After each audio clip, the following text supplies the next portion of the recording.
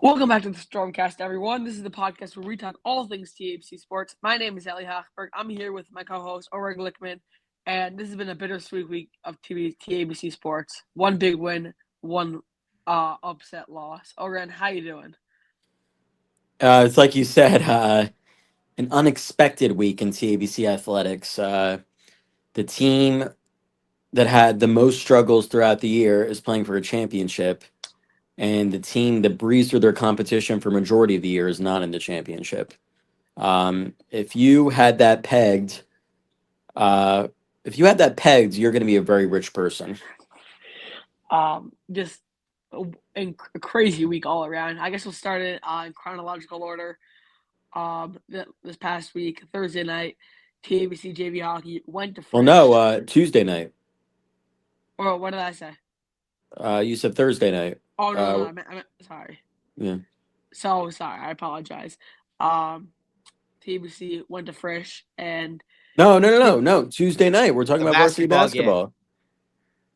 Yeah. Oh my gosh, I am okay. And another. Oh, okay. Yeah. Tuesday night, varsity ball defeated Flatbush in a closer game than expected. I'm a lot of sorts here. And that game was an interesting game. We were down by 10 at halftime. Um, Eventually we're able to defeat them. Or what are your thoughts here? My thoughts are that we play down to our competition. Um, they over prepared for us, and I don't think we expected a battle. Um, we're lucky the game took place in February, not in March, because March is a month of upsets, and this could have been a real upset. Obviously there were things not going our way before the game had started. We had found out that David Sachs was sick and was not going to play the game. But we thought, oh, we were still highly favored. We should beat them easily. And I got to be honest, when we were down by 10 at the half, I thought we were going to lose. I really believed that. And our big time players made big time plays at the right time, and we're able to survive the upset. And maybe sometimes people need a good kick in the tuchus to keep on going. So hopefully that'll be the type of game where it really spurs us for the rest of this playoff campaign, starting with the Wednesday night playoff semifinal against North Shore. Yeah, exactly. Just stats wise, Kiva Morgan and Yona Maydale each had 12 to make up for Devin Sachs' absence. Yona had three big threes in the second half. Ayal had a double double, of course. When doesn't he have a double double is the real question. But just an overall slower game for the team. They locked up in the second half, went on a 29 to 16 run to end the game, giving them the win. Flatbush gave us a scare at the end as well. Um, Right. Kimberly. We turned the ball over a lot, and they had a chance at the buzzer to force overtime. Um, Listen, a win's a win at the end of the day. I don't think anybody was celebrating after that win. I think more people were exhaling that they're still in the playoffs. And hopefully North Shore's a much better performance, and David Sachs is back in action. So that should make our team more smart, and it should also make us turn over the ball less.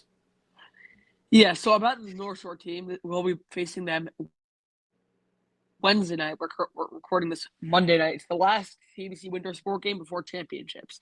Whether we'll be Right. playing a one winter sport champ, two or three, I guess technically, will be the question. This is the North Shore team that went 10-4. Overall, a really good team. But Orion, what can you tell us about this North Shore team and what we can expect from them? What was that? What was the question? What what can you tell us about this North Shore team and what can we expect from them? Who can we? Yeah, so they're a team that's been underestimated a lot, so we can't do that the way we did with Flatbush. Um, they finished second in their conference at 10-4. They beat a Hillel team that a lot of people didn't expect them to beat. They carried a lot of momentum in that game from their fan base, so we'll see if their fans travel well from Great Neck. North Shore actually knocked out the varsity team last year from the playoffs in the quarterfinals, but that was a much different team last year than it is this year. Three players to look out for are Eli Bokor, Phil Cohen, and Charlie Sassoon. So those are definitely players to be paying attention to. And hopefully we don't have this team can't play in the second quarter. So you can probably get away with that against Flatbush, but I don't think you can get away with that against North Shore. And barely against Flatbush. We got like Right. shut out for whole second quarter. That's pretty much it for varsity basketball. Again, close scare. Looking forward to Wednesday night, March 5th, 8:15 p.m. at TABC. Hopefully, we'll see you all there. Any other notes for varsity basketball? No, it's like you said, it's the last winter home sports game of the year. So everybody should come, pull up, and hopefully that'll punch our ticket into the final at Yeshiva University on Sunday, March 16th. Yeah, and then here's where we get to either the really exciting part or the really, really sad part. So I'll decide which direction do you want to go to, Oren? What was that? Do you want to go to varsity hockey or JV hockey? We should probably go in chronological order. So JV Okay. hockey was after varsity basketball.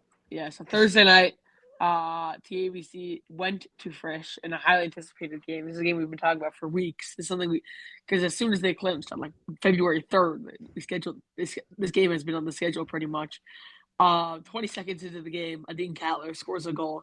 A minute later, David Ratchazova scores a goal. Marty Tannenbaum tacks on 2 in the second period. 4-0. Pitt's going wild. I don't think anyone expected this. Adin Katler's goal really set the tone. First chipped away a little bit, made it 4-1. Had a few opportunities, but ultimately saw Sandell locked up. Won the game. 4-1. Max Moskoff got a buzz cut on the court. A little bit of a crazy experience, but Oren, what are your thoughts about this game? What are the expectations going against DRS this Sunday? I think it's really true what they say. It's really hard to beat a team 3 times in one year. Frisch beat us both times in the regular season, and we just showed up. And it's crazy because in hockey there are 5 guys on the court, but Dean Katler's presence has really changed the entire complexion of this team, even off the bench. Frankly, he's a very vocal person. Took on a leadership role. I think even though he wasn't playing in the SAR game that effectively clinched our playoff spot, he was still very helpful on the bench because that was his former team that we were going up against. So it was a wonderful night. Obviously beating Frisch at their place is always makes us feel good about ourselves. And now it's on to DRS, a team that beat us pretty easily last time we played them during the regular season in Teaneck on Motzei Shabbos. But Katler wasn't playing then, and I just think this is a totally different new team with Katler. Exactly, and this is a team that lost to Frisch 8-1, mind you that. So it's a little bit hard to know what exactly to expect. This team has gone through the ups and downs. They lost to SAR as well, 4-2, a team that TABC has not lost to this year. So I'd say DRS are favorites going into this game, but you clearly never know. One, with DRS's track record, and two, with the way TABC has been on fire. So, Oren, who would you say to look out for on this DRS JV team? I would actually say I'm going to single out someone who's not a player. I'm going to single out Hillel Golubchik, That's the our coach guy. the coach of DRS. I know him very well. I'm good friends with his brother-in-law. He himself was a fantastic player at DRS. He was actually supposed to play for a championship up until COVID broke out. So the fact that they have someone who like lived and breathed DRS hockey, that should be reassuring for this team. Obviously, I think on DRS's side, they don't know what to expect with us now with us having Katler. But but I'm very curious with the North Shore, being the neutral side, because North Shore don't have a JV hockey team.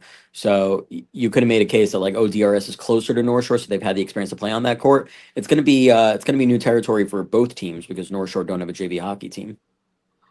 Yeah, so I guess most people know, but I guess for people who don't know, North Shore will be the host on March 9th. We're recording March 3rd. So next Sunday, 2 p.m. Tickets are limited. If you want a ticket and you're a student at TABC, you haven't signed up, it might be too late, but like worth a shot, honestly. Probably is. Well, we're the shot. Worth a shot. We'd like to dedicate this episode in honor of the memory of Moshe Kranzler, Zichrono Livracha. He's a beloved member of the Teaneck and Bergen County and TABC communities. Oren, if you'd like to speak about it for a minute. Yeah, I hope I don't get too emotional, but I knew Moish well. He really was a Jewish leader in terms of what he did for Yeshiva University during his time as the director of the Office of Admissions. And David is obviously very special to the TABC athletic community, a member of both our JV hockey team and our JV basketball team. This episode goes out to the whole Kranzler family, and hopefully David is lifting a trophy at the end of the JV hockey championship on Sunday, and his father is smiling from above. Thanks, Hashem. May Hashem have an Aliyah. So we discussed two teams where where they are on the upswing, but this isn't a show if we don't talk about our shortcomings as well. So yeah. Probably after the JV hockey win, I think we're all on a high. Expecting this varsity team to basically waltz to victory. Free win. We all not free, but very very high chance of winning. Ultimately, this team was upset by the Hank Hurricanes on Motzei Shabbos by a score of 2-1. Just I want to give a shout out before talking about the game to Shia Forgash. One for his entire hockey career here at the ABC, and two for his incredible game he played on Motzei Shabbos. It could have been worse if he was not. Exactly. Yitzhaki, who we've talked about all like the past ever since they beat Flatbush, and when we were playing them earlier in the year, Yitzhaki is probably the best player in the league, and he kept them in check on 4 breakaways. Finally, at the end of the game, he couldn't keep him in check forever. Just an incredible game by Sheriff Forgash. Oren, if you want to talk about this game. Listen, this is why you play the games. Nothing's a given. I think it's been 48 hours now, and I think we're all shocked. We're still shocked. There's really not much else to say. Hank played a phenomenal game. And, a lot of people, including myself, are guilty of this. We were planning ahead already for the championship, assuming we are going to go up against DRS. That call right back from Frisch.